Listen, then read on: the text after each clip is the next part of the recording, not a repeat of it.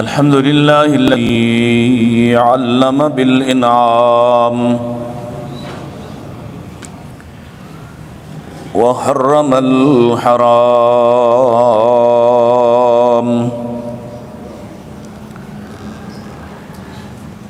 الذي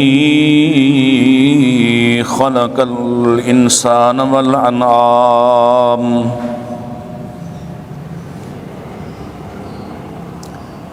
والصلاة والسلام على أشرف الأنبياء وسيد الأنام، وعلى آله العظام، وعلى أصحابه الكرام، وعلى من اتبع الإسلام. اللهم صل على محمد وعلى آل محمد كما صليت على إبراهيم وعلى آل إبراهيم إنك حميد مجيد. اللهم بارك على محمد وعلى آل محمد كما باركت على إبراهيم وعلى آل إبراهيم إنك حميد مجيد. أعوذ بالله السميع العليم من الشيطان الرجيم. بسم الله الرحمن الرحيم. ومن يبتغ غير الإسلام دينا فلن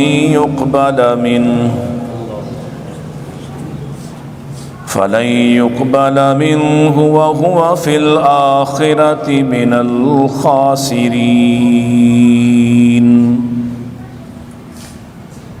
وقال الله تعالى: ومن يشاقق الرسول من بعد ما تبين له الهدى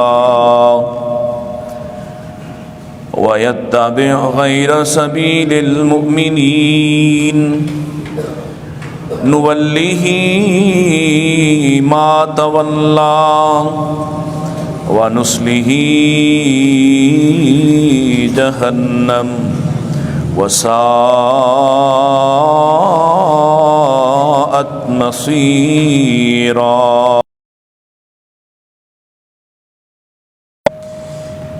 إن أحسن الحديث كتاب الله، وخير الهدي هدي محمد صلى الله عليه وسلم، وشر الأمور محدثاتها، كل محدثة بدعة، وكل بدعة ضلالة، وكل ضلالة في النار.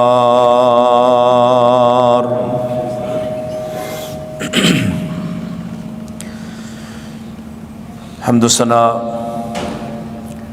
تعریفات، تسبیحات، تحلیلات و تکبیرات اللہ سبحانہ و تعالی کے لیے، جس کے بے شمار ان گنت لاتعداد احسانات ہیں، جو سراپا احسان ہے، حقیقی محسن ہے.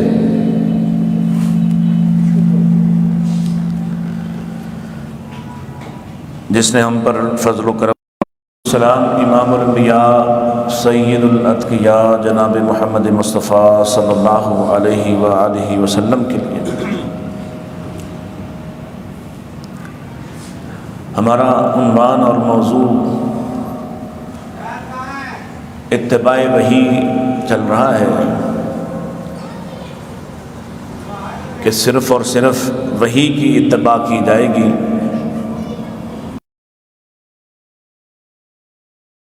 ہی کامیابی کا باعث، نجات کا راستہ ہے۔ وہی ہی دراصل دین ہے۔ دین کسی کی رائے، خواہش، تمنا کا نام نہیں ہے، کسی کے رواج کا نام نہیں ہے، بلکہ خالص اللہ کی طرف سے اترنے والا، نازل کیے جانے والا وہ پیغام، جس کے لیے مختلف پیرائے میں یہ بات بار بار کہی گئی کہ ہدایت صرف اور صرف اللہ کی طرف سے ہے، رہنمائی اللہ کی طرف سے ہے، اور وہ رہنمائی جو صراط مستقیم کی رہنمائی ہے وہ صرف اور صرف وحی کے ساتھ جڑی ہوئی ہے۔ اور جہاں بھی کوئی شخص وحی کے راستے سے الگ ہوگا تو یقینی طور پر وہ گمراہی کا شکار ہو جائے گا، اور خاص طور پر اگر وحی کے ایک حصے کو مانتے ہوئے دوسرے کا انکار کرنا شروع کر دے گا تو پھر بھی گمراہی ہے، اس لیے کہ ایک حصہ مکمل نہیں ہے جب تک کہ دوسرا حصہ اس کے ساتھ شامل نہ کیا جائے۔ یہی قرآن کی تعلیم ہے، اور گزشتہ خطبہ میں نے عرض کیا تھا کہ نبی کریم علیہ السلام پر اعتبار ایمان کا پہلا حصہ ہے۔ اس کے بعد دوسری بات سمجھ میں آئے گی، آپ پہلے اللہ کے رسول پر اعتبار کریں گے، پھر آپ کو اللہ کی توحید سمجھ میں آئے گی، پھر ہی آپ اس حق کے راستے کو سمجھ سکتے ہیں، اس پر عمل پیرا ہو سکتے ہیں۔ اور اگر آپ رسول اللہ صلی اللہ علیہ وسلم کی حدیث اور سنت کو وہی نہ سمجھیں تو یقینی طور پر یہ گمراہی ہے، اور گمراہی سے کبھی ہدایت حاصل نہیں کی جا سکتی ہے۔ اسی طرح سے چند ایک گزارشات آج اس حصے پر، تین اہم نقطے ہیں اور مختلف ائمہ کے اقوال اور ان کے فہم سے یہ اخذ شدہ ہیں۔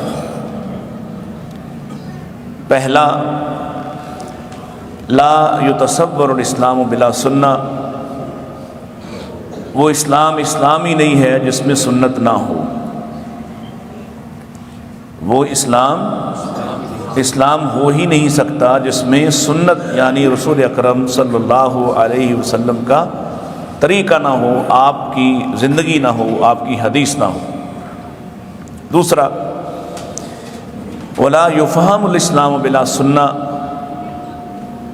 اس اسلام کی سمجھ ہی نہیں آ سکتی جب تک کہ سنت کے ذریعے سے نہ سمجھا جا سکے۔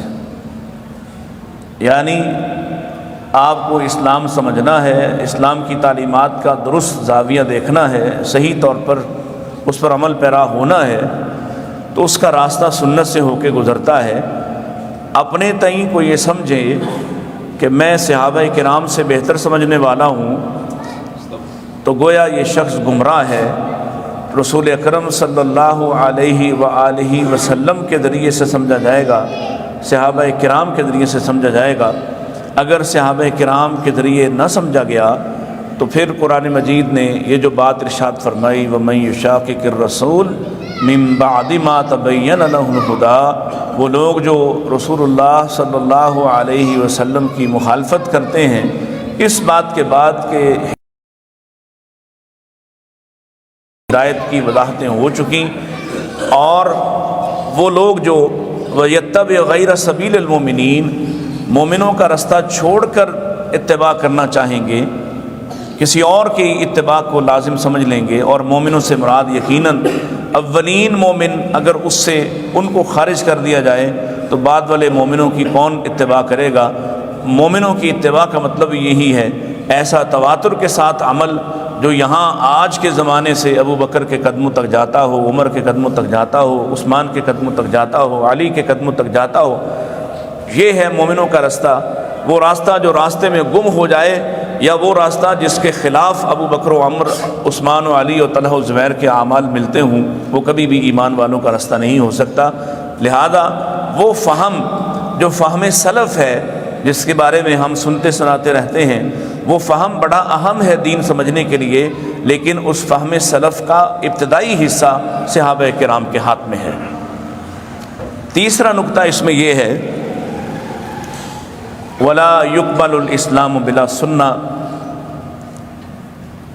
اسلام نام رکھ لے کسی عمل کا اور وہ سنت کے خلاف ہو تو ایسا خوشنما بظاہر اچھا عمل کسی کام کا نہیں، یہ قبول ہی نہیں ہوگا جب تک کہ سنت کے طریقے کے مطابق نہ ہو۔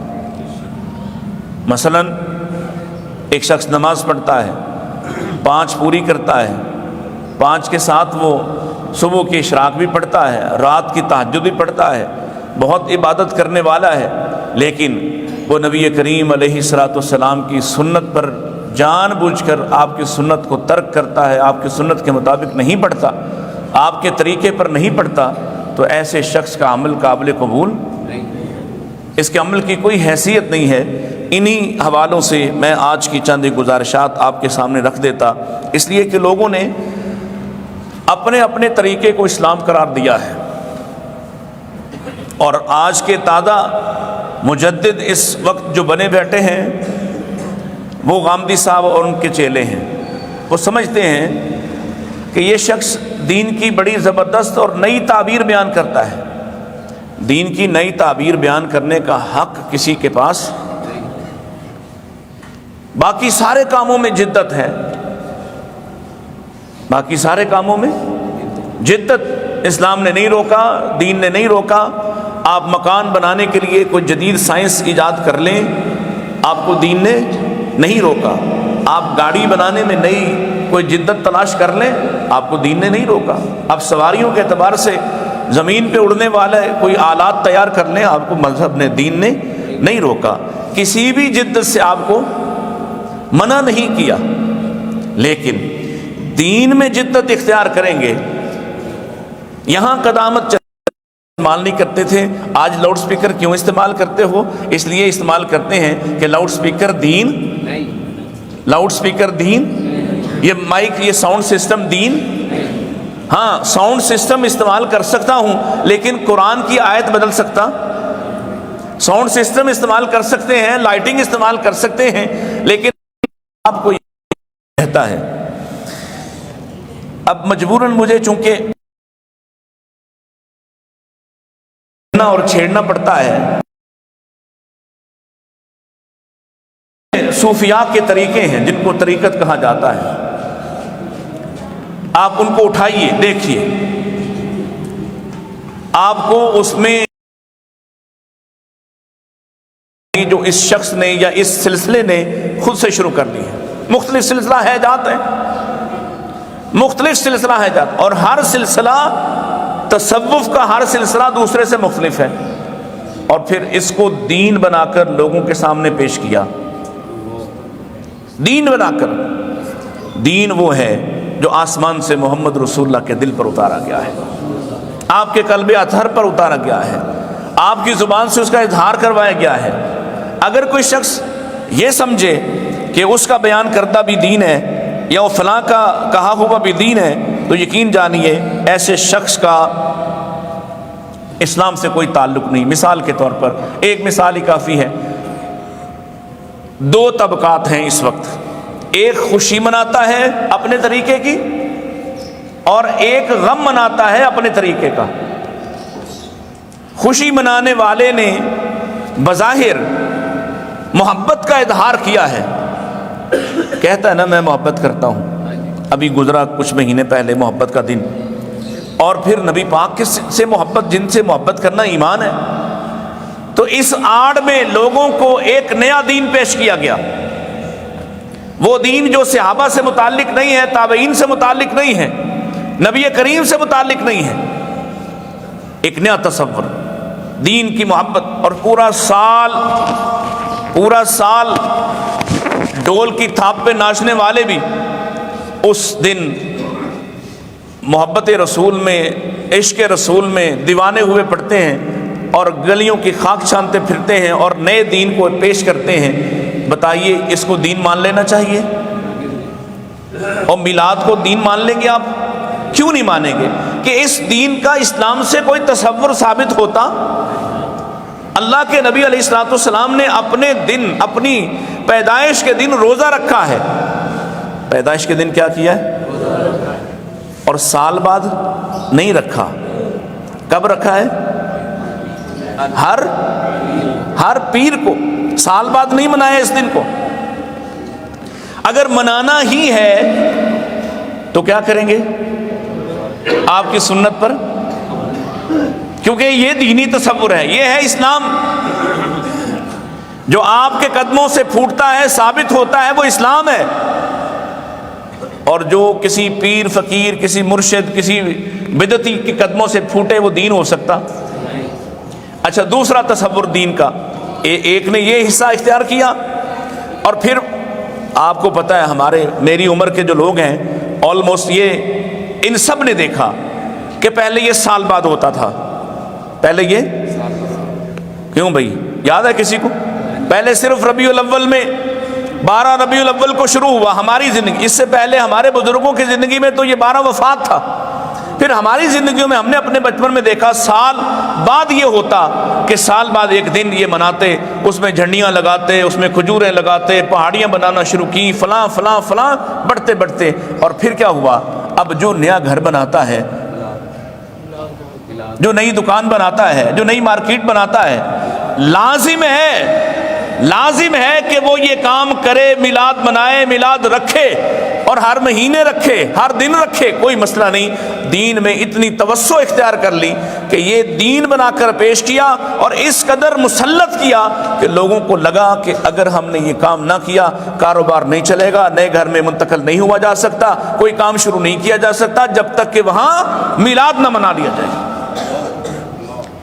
بتائیے، اس تصور کا اسلام سے کوئی واسطہ؟ یہ اسلام ہے؟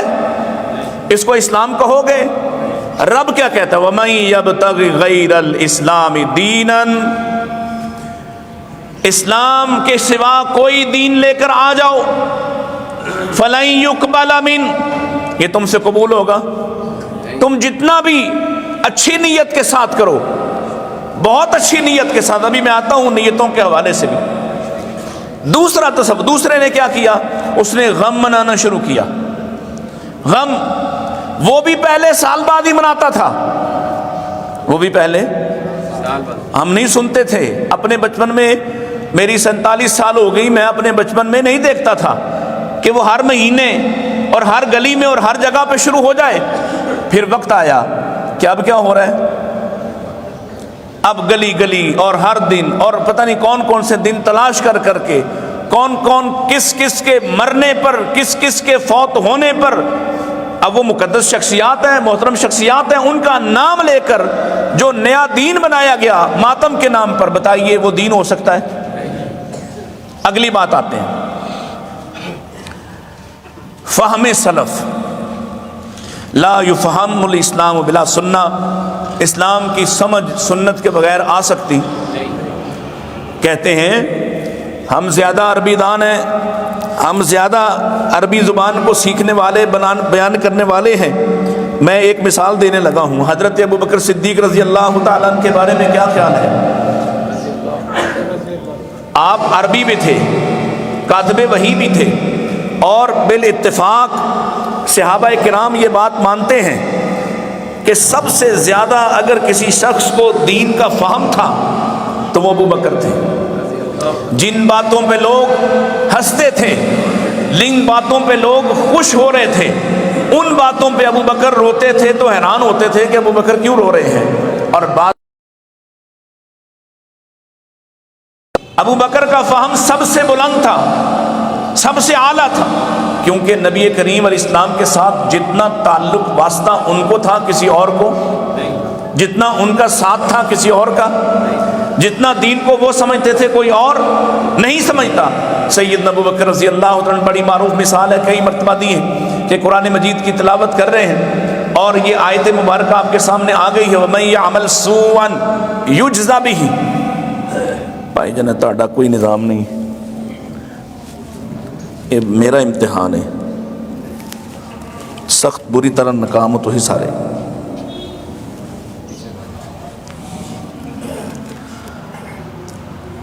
انا للہ و انا الیہ راجعون۔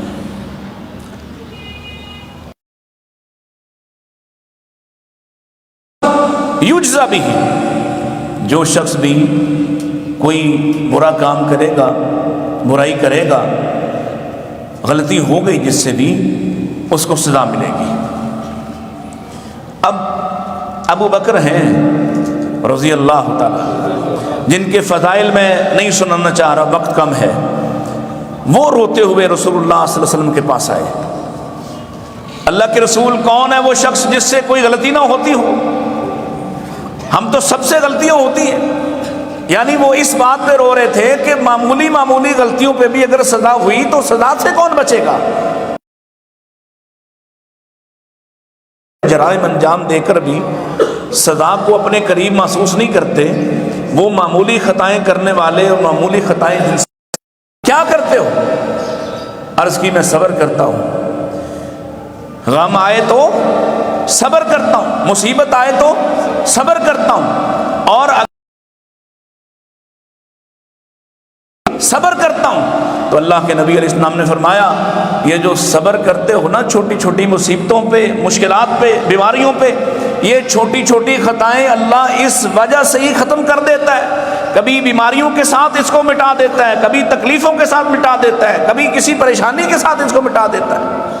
یہ اللہ کا نظام ہے، لہذا پریشان ہونے کی ضرورت نہیں ہے۔ ہاں اب مجھے بتائیے، قرآن مجید کی ایک آیت، ابو بکر نے اس کا فہم بالکل اور سمجھا ہے، ابو بکر نے اس کا فہم اور سمجھا ہے۔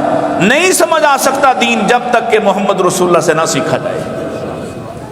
صحابہ کرام نے یہ آیت مبارکہ پڑھی، الذین آمنوا ولم یلبسوا ایمانہم بالظلم اولئک لہم الامن وہم مہتدون۔ انہوں نے تصور کیا اس بات سے کہ ہم سے جو غلطیاں ہوتی ہیں، یہاں ظلم سے مراد کیا ہے؟ ہم تو ظلم کر لیتے ہیں ایمان کے بعد، ایمان قبول کرنے کے بعد بھی ہم سے گناہ ہو جاتے ہیں، تو اللہ کے نبی کون بچے گا؟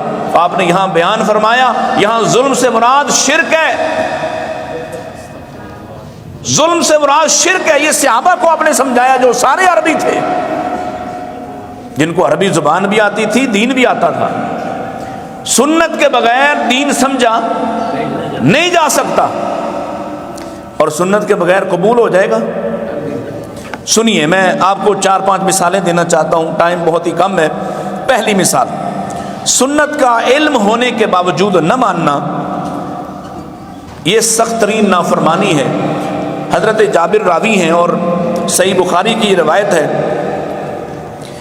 صحیح مسلم میں بھی ہے۔ حضرت جابر بن عبداللہ رضی اللہ عنہ فرماتے ہیں کہ رسول اللہ صلی اللہ علیہ وسلم فتح مکہ کے لیے رمضان میں نکلے، روزہ رکھا ہوا تھا۔ تو جب ہم قرائے غمیم پہ پہنچے تو لوگوں نے بھی روزہ رکھا ہوا تھا، اور ایک دوسری روایت سے مجھے یاد پڑتا ہے کہ کچھ لوگوں کو گرمی کا یہ دن تھا، تھوڑی مشکل پیش آ رہی تھی روزے کے ساتھ سفر میں۔ اب رسول اللہ کا معاملہ عام لوگوں سے مختلف تھا، آپ لوگوں کو منع کرتے تھے عام دنوں میں بھی کہ میری مطابقت کرتے ہوئے مسلسل روزے نہ رکھنا۔ لوگ کہتے ہیں یا رسول اللہ ہم آپ کی سنت اختیار، آپ فرماتے ہیں اللہ مجھے دوران روزہ بھی کھلاتا پلاتا ہے، میری مطابقت نہ کرنا اس میں۔ کیوں؟ میرا معاملہ تم سے مختلف ہے، مجھے نیند میں بھی کھلا دیا جاتا ہے، مجھے روزے میں بھی کھلا پلا دیا جاتا ہے، تم میرے ساتھ اس معاملے میں شریک نہ کرنا اپنے آپ کو۔ آپ منع کرتے تھے۔ لوگوں نے روزہ رکھا ہوا ہے اور کچھ لوگوں کی حالت پریشان ہے، تو آپ نے پانی منگوایا، پانی منگوا کر آپ نے وہ برتن پانی کا پیالہ بلند کیا، سواری پہ بیٹھے بیٹھے اتنا بلند کہ سب لوگ دیکھ لیں۔ سب نے دیکھ لیا، اب آپ نے وہ پیالہ پی لیا، گویا آپ نے افطار کر دیا۔ فرض روزہ ہے، کون سا روزہ ہے؟ نفل تو ویسے ہی کھولا جا سکتا ہے، نفل روزہ تو ویسے ہی، کسی کی دعوت پر بھی آپ کی مرضی ہے کھولنا تو کھول لیں، کوئی گناہ۔ فرض کو کھولنے میں مسئلہ ہے۔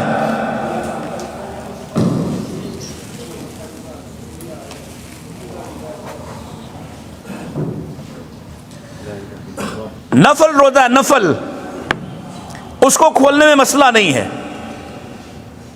فرض روزے کا مسئلہ ہے کہ اس کو کھولنے سے پہلے آپ کو کوئی نہ کوئی صحیح جینون عذر چاہیے، بیمار ہوں تو پھر کھولا جا سکتا ہے۔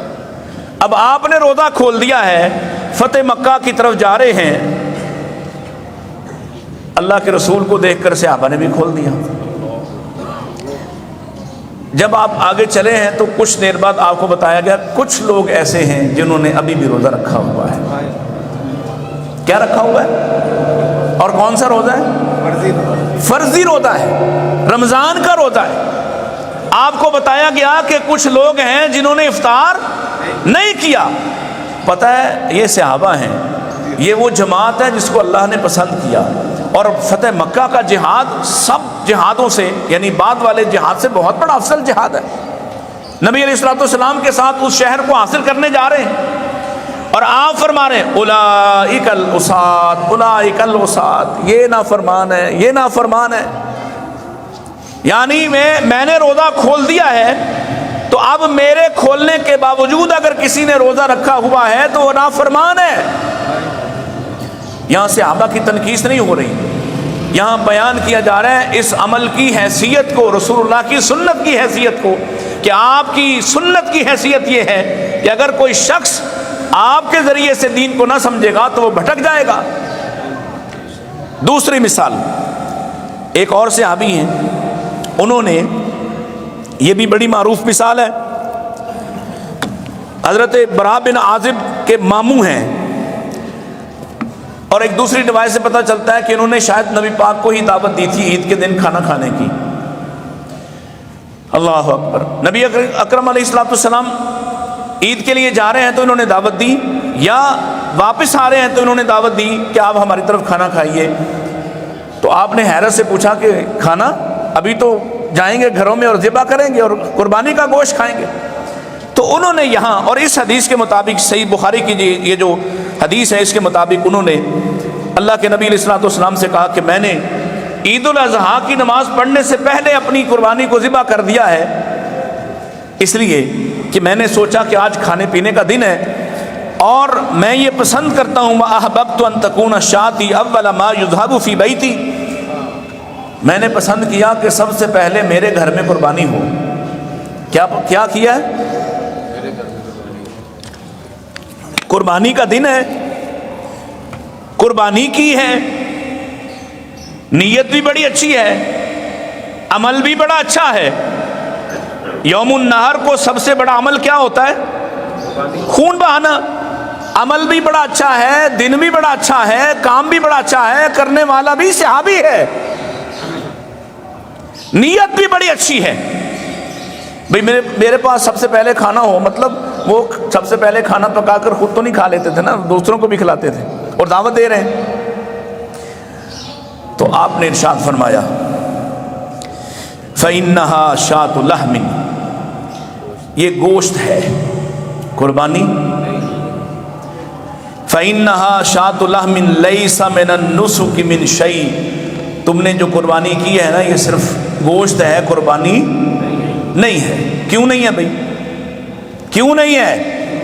اس لیے کہ سنت یہ ہے، طریقہ یہ ہے، حکم یہ ہے، جب عید الاضحیٰ کی نماز پڑھے گا اس کے بعد قربانی کرے گا۔ تو اگر کسی صحابی سے ایسا کوئی عمل ہو جائے، وہ تو عمل قرار نہ پائے، اس کو قبول نہ کیا جائے، اس کو دین نہ مانا جائے، اور جناب جو مرضی کرتے پھریں اور سمجھیں کہ یہ بھی دین ہی ہوتا ہے، ہمیں یہ سمجھ آیا لہذا یہ دین ہے۔ تیسرا عمل، نبی مکرم علیہ الصلوۃ والسلام جمعہ پڑھا رہے ہیں، عبداللہ ابن عباس رضی اللہ عنہما اس کے راوی ہیں، اور یہ ان لوگوں کے لیے ہے یہ مثال جنہوں نے اپنے اوپر بڑی بڑی مشقتیں لاد لی ہیں دین کے نام پر۔ کس کے نام پہ؟ دین کے نام پر بڑی مشقتیں لاد لی ہیں، مصیبتیں لاد لی ہیں، ایسے ایسے کام ایجاد کر لیے کہ جن کے بوجھ تلے دبے جاتے ہیں۔ یعنی اللہ نے نہیں کہا، رسول اللہ نے، آپ نے ایسا کوئی طریقہ بیان کیا نہیں، کہاں سے لائے، کس سے پوچھا، کوئی خبر نہیں، بس جاری ہے، اپنے اوپر مشقتیں لاد لی، مصیبتیں لاد لی۔ مثلا اگر کوئی شخص گلے میں کوئی 2-4 من لوہا پہن کے بازاروں میں گھومتا پھرے، اور سخت سردیوں میں بھی اپنے اوپری بدن کو ننگا کر لے اور سمجھے کہ یہ مشقت میں اس لیے اٹھا رہا ہوں کہ مجھ سے اللہ راضی ہو جائے، بتائیے اس کی ضرورت ہے؟ اور اگر کوئی بیان کرے کہ فلاں اللہ کا ولی اتنے سال فلاں قبر میں لیٹا رہا، کھاتا پیتا کچھ نہیں تھا، بتائیے یہ اللہ کا ولی ہو سکتا ہے؟ اس نے بظاہر اس نے مشقت اٹھائی، عاملۃ ناصبہ، عمل کر کر کے تھک گئے، عمل کر کر کے۔ وہ جنہوں نے صلاۃ الالفیہ بنائی 1000 رکعت ایک ہی وقت میں، بتاؤ بظاہر تو کام بڑا تگڑا لگتا ہے نا، 1000 رکعت، اور اس میں پھر آگے گھڑا بہت کچھ، ایک رکعت میں پڑھنا کیا، رکوع میں کیا پڑھنا، سجدے میں کیا پڑھنا، اور پوچھو کہاں سے لائے ہو؟ تو آئیں بائیں شائیں کوئی حدیث کی دلیل گاڑ لی، اللہ اکبر۔ اب بظاہر تو بندہ بڑا حیران ہوتا ہے، اتنا بڑا عمل۔ کوئی یہاں سے، آج جہازوں کا زمانہ ہے، ہوائی جہاز پہ جا سکتا تھا، گاڑیوں پہ جا سکتا ہے، کوئی پیدل حج کرنے چل پڑے آج کے دن، اس لیے نہیں کہ اس کے پاس سرمایہ نہیں، پھر تو جائے تو سمجھ میں آتا ہے، اس لیے چل پڑے کہ میں اللہ کو راضی کروں، اور یہ طریقہ ہے، گاڑی ہے، جہاز ہے، سرمایہ ہے، زیادہ راہ ہے، جہاز پہ جا سکتا ہے، جان بوجھ کے اس مشقت کو اختیار کر لے، بتائیے اس کو فائدہ ہوگا؟ یہ تصور ٹھیک ہو سکتا؟ میں یہ حدیث اس لیے بیان کرنے سے پہلے آپ کا ذہن بنا رہا کہ آپ قبول کریں کہ بہت سے لوگ ایسے ہوتے ہیں جو کہتے ہیں یہ آدمی بڑا دین کے لیے بڑا پختہ ہے، بڑی محنت کی اس نے، اور اللہ کے بندے نبی مکرم علیہ السلام گھر سے نکل رہے ہیں، حضرت ام سلمہ کو دیکھا وہ نماز پڑھ رہی تھی، واپس آئے تو بھی آپ نماز پڑھ رہی تھی، اور پیچھے ایک رسی لٹکا رکھی تھی اپنے بالوں کے ساتھ باندھنے کے لیے کہ جب نیند آئے، جھٹکا لگے یا سہارا لے لوں۔ مجھے بتائیں اس کی ضرورت ہے؟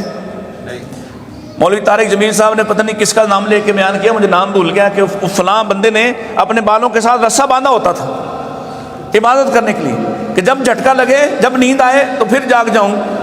اس کی ضرورت کیوں نہیں ہے کہ رب اپنے نبی سے کہتا ہے یا ایھا المزمل قم اللیل الا قلیلا نصفہ او انقص منہ قلیلا او زد علیہ ورتل القرآن ترتیلا۔ رب اپنے نبی سے کہتا ہے کچھ آرام کرو، کچھ نماز پڑھو، رات کو اس طرح سے تقسیم کرو۔ نبی مکرم جمعہ پڑھا رہے ہیں اور ایک آدمی کھڑا ہے، تو آپ نے پوچھا بھئی یہ کیوں کھڑا ہے؟ اور یہاں آپ کا عقیدہ ہے جو ثابت ہو رہا ہے، نبی علیہ السلام نے کس سے پوچھا ہے؟ لوگوں سے، دوران جمعہ۔ دور کسی شخص کے بارے میں جاننا تو دور کی بات ہے، نبی کے سامنے کھڑا ہے، آپ کو یہ بھی پتہ نہیں کہ کیوں کھڑا ہے۔ اس کا کیا مطلب ہے؟ جو رسول اللہ صلی اللہ علیہ وسلم کے بارے میں لوگوں نے عقیدے گھڑے بنائے کہ آپ سب کچھ جانتے ہیں، یہ حدیث کہہ رہی ہے کہ ایسا نہیں ہے، آپ وہی جانتے ہیں جو عرش والا آپ کو بیان کرتا ہے، آپ پر نازل کرتا ہے۔ جمعے میں کھڑا ہے ایک بندہ، دوران خطبہ آپ اس سے پوچھ رہے ہیں یہ کیوں کھڑا ہے؟ لوگوں نے کہا یہ ابو اسرائیل ہے اور یہ اس لیے کھڑا ہے، نظرا، اس نے نظر مانی ہے، ان یقوم، کہ یہ کھڑا رہے گا، ولا یقعد، اور بیٹھے گا نہیں، ولا یستظل، اور یہ سائے میں نہیں جائے گا، ولا یتکلم، اور یہ کلام نہیں کرے گا، ویصوم، اور روزہ رکھا ہوا ہے۔ یعنی اس نے نظر مانی ہے کہ روزہ رکھے گا، لیکن روزہ رکھنے کے بعد نہ کلام کرے گا، نہ سائے میں بیٹھے گا، نہ زمین پہ بیٹھے گا، کھڑا رہے گا، یہ اس نے اپنے لیے نظر مانی ہوئی۔ اب نظر کو ویسے عمومی طور پر جو حلال اور جائز نظر ہے، جو بھی آپ نے نظر مانی ہے، اگر اللہ کو راضی کرنے کے لیے نظر مانی ہو تو اس کو پورا کرنا لازم ہے۔ اگر آپ مر جائیں اور آپ نے نظر مانی ہو کسی جائز کام کی تو وہ پورا کرنا آپ کے وارثوں کا کام ہے۔ نظر اتنی اہم ہے، کہ آپ نے نظر مانی کہ میں فلاں بندے کو کھانا کھلاؤں گا، میں فلاں مدرسے میں کھانا بھیجوں گا، میں فلاں کام ہو جائے تو فلاں کام کروں گا، اگر وہ کام غلط نہیں ہے، ہاں اگر نظر مانی ہے نا کہ میں علی اجمری دے مزار تے 10 بیگاں بھیجاں گا، پھر نہیں ہے، پھر ضرورت اور پھر پورا کرنے کی ضرورت نہیں بلکہ توبہ کی ضرورت ہے۔ اگر نیت نظر اچھی ہے اور نیک عمل کی ہے اور اللہ کے لیے کی ہے تو پھر اس نظر کو پورا کرنا اتنا ضروری ہے، اتنا ضروری کہ تم مر جاؤ تو تمہارے بعد تمہاری اولاد تمہارے وارثوں کے ذمے ہے۔ اب اس نے نظر مانی ہوئی ہے، بظاہر کوئی کام مجھے بتائیے جو کسی کو نقصان پہنچانے والا، اس نے نظر نہیں مانی، اپنے اوپر ایک مشقت طاری کی ہے کہ میں کلام نہیں کروں گا، بیٹھوں گا نہیں، بات نہیں کروں گا، میں کھڑا رہوں گا، سائے میں نہیں جاؤں گا۔ اللہ کے رسول علیہ الصلوۃ والسلام نے سنا تو آپ خوش نہیں ہوئے، آپ نے شاباش نہیں دی، آپ نے فرمایا مرہ، اسے حکم دو، فلیتکلم، بات کرے، ولیستظل، سائے میں آ جائے، ولیقعد، بیٹھ جائے، ولیتم صومہ، ہاں اپنا روزہ ضرور پورا کرے، کیونکہ صرف ان سارے کاموں میں ایک کام ٹھیک تھا، ایک کام ٹھیک تھا کہ اس نے نظر مانی روزہ رکھے، روزہ پورا کرے، باقی سارے کام، ساری شرطیں باطل ہیں۔ اللہ کے رسول نے ایسی مشقتوں کا رد کر دیا جو کہتے ہیں کہ فلاں رسے کے ساتھ لٹکا رہا، فلاں روٹی کھاتا رہا، وہ اپنے بستر کے نیچے ہاتھ رکھتا تھا تو وہاں سے شکر آ جاتی تھی اور فلاں کو لکڑی کی روٹی کھانا پڑی۔ یہ ساری مشقتیں یہ دین کے نام پر کی جانے والی باطل ہیں، یہ سنت نہیں ہو سکتی اور دین نہیں ہو سکتا۔ چوتھی بات، اللہ اکبر، سیدنا حذیفہ رضی اللہ تعالی عنہ نبی کریم کے وہ صحابی ہیں جن سے آپ اپنے دل کی خاص خاص باتیں کرتے ہیں، جو رسول اللہ کے عمل کو اتنا مشاہدے سے دیکھتے ہیں، آپ سے آنے والے زمانوں کی خبریں لیتے ہیں۔ وہ فرماتے ہیں انہوں نے ایک شخص کو نماز پڑھتے ہوئے دیکھا جو نماز میں رکوع و سجود مکمل نہیں کر رہا تھا، مکمل نہیں کر رہا تھا یعنی جلدی پڑھ رہا تھا، اطمینان نہیں تھا۔ جیسے وہ شخص جو رسول اللہ کے سامنے آیا، اس نے نماز پڑھی، آپ اسے دیکھ رہے ہیں اور آیا اٹھ کے آپ سے ملنے، تو آپ نے فرمایا ارجع فصلی فإنک لم تصلی، جاؤ واپس لوٹ جاؤ، تم نے نماز پڑھی ہی نہیں۔ وہ پھر آپ جس کو پہلی دفعہ کہا ہو تم نے پڑھی نہیں، اس نے دوسری مرتبہ کچھ محنت کی ہوگی زیادہ اچھی پڑھنے کی، پھر آیا، پھر آپ نے وہی فرمایا ارجع فصلی، جاؤ پڑھو، فإنک لم تصلی، تم نے پڑھی نہیں ہے۔ اللہ اکبر، وہ دوسری مرتبہ گیا۔ اب مجھے بتائیں جس کو دوسری مرتبہ یہ کہا جائے کہ تم نے پڑھی ہی نہیں، اس نے تیسری مرتبہ تو بڑی محنت کی ہوگی اور بہتر کر کے پڑھی ہوگی، اور نبی اس کو دیکھ رہے ہیں۔ تیسری مرتبہ بھی آیا تو آپ نے فرمایا لوٹ جاؤ، تم نے کوئی نہیں پڑھی۔ تو اب اسے سمجھ میں آ گیا کہ میں وہ حاصل نہیں کر پا رہا جو نبی چاہ رہے ہیں۔ تو اس نے کہا اے حبیب صلی اللہ علیہ وسلم، مجھے سکھا دے، مجھے اس سے بہتر پڑھنی، یعنی میں نے اپنی انتہا اور اختتام تک اچھی پڑھنے کی کوشش کی ہے۔ پھر آپ نے اسے سکھایا کہ ایسے کھڑا ہو، ایسے رکوع کر، اس طرح سے اطمینان حاصل کر، حتی تطمئن راکعا حتی تطمئن ساجدہ، اس طرح سے اطمینان کے ساتھ مکمل کر، آپ نے سکھائی۔ اور حضرت حذیفہ نے ایک بندے کو دیکھا تو آپ نے اس کو دیکھا وہ مکمل نہیں کر رہا، جب وہ اٹھا مکمل کی اس نے اپنی نماز، تو آپ کے پاس آیا تو آپ نے فرمایا ما صلیت، تو نے کوئی نہیں پڑھی، تو نے کوئی نہیں پڑھی۔ یہ ذرا تیزی کے ساتھ رکوع و سجدہ کرنے والے سن لیں، تم نے کوئی نہیں، جس نے اطمینان سے رکوع نہیں کیا، جس نے اطمینان سے سجدہ نہیں کیا، اس نے پڑھی کوئی نہیں، ما صلیت، یہ صحابی کا فتویٰ ہے۔ اور ساتھ کہا لو متا، اگر تو اس حالت میں مر جاتا جس طرح سے تو نماز پڑھ رہا تھا اور اسی طرح کی نمازیں پڑھتا مر جائے، لو متا متا علی غیر سنت محمد، تو تم سنت محمد کے مخالف ہو کر مر جاؤ گے۔ رسول اللہ کی سنت اعمال کی قبولیت، اعمال کے فہم، اعمال کے تصور کے لیے اس قدر ضروری۔ اور آخری مثال نبی کریم علیہ الصلوۃ والسلام کے سامنے سیدنا عمر رضی اللہ تعالیٰ نے ایک مسئلہ لے کر آئے ہیں طلاق کا۔ یہ اب تک الجھا ہوا ہے، کیونکہ سنت سے نہیں سمجھو گے تو کبھی سمجھ میں آنے والا۔ حالت حیض میں سیدنا عبداللہ ابن عمر نے اپنی بیوی آمنہ یا نوار بنت غفار کو طلاق دے دی، حیض کی حالت میں۔ دے سکتا ہے بندہ؟ یہ حدیث کہہ رہی نہیں دے سکتا۔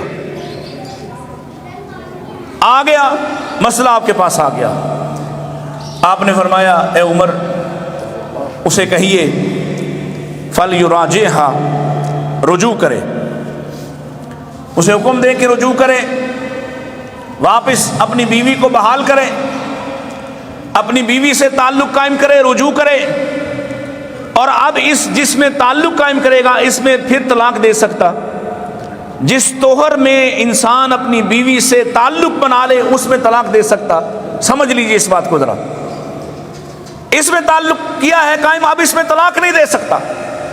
پھر حیض آئے، پھر اس کے بعد اگلا طہر جو پاکی والا ہے اس میں تعلق قائم کرنے سے پہلے اس کو طلاق دے سکتا ہے، اس میں طلاق دے۔ اگر طلاق دینا ہے یا اپنے پاس رکھ لے، فیصلہ تمہارا۔